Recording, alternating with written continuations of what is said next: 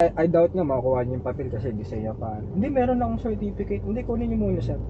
Certificate ng ano, certificate ng barangay, baka po pwede. Meron daw siyang Certificate na alam mo meron siya? fully paid na daw yung kotse. Certificate na fully paid, ba't di mo kuhanin yung ano, yung mismo CR? Ibig sabihin, hindi mo makuha yung CR. Kasi wala na rin yung Kasi wala, tao. wala na yung binilan mo, goodbye na. Kaya yung binubungan. Ano pa siya? Third owner? Pagkaraan ng 300 metro. Kumaliwa sa Bakit? 1 AH26 DRT Highway. Kaya una niyang bungad, ano? Hindi, actually, hindi ko naman ibibenta to kung di lang dahil pang hospital ng mother ko.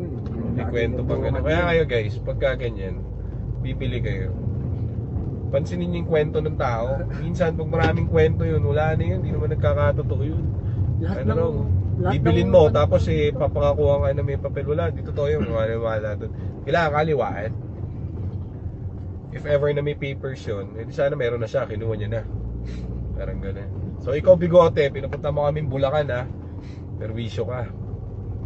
Pero okay lang, lahat ng- kakain na lang kami ano, rito. tawag dito. Lahat ng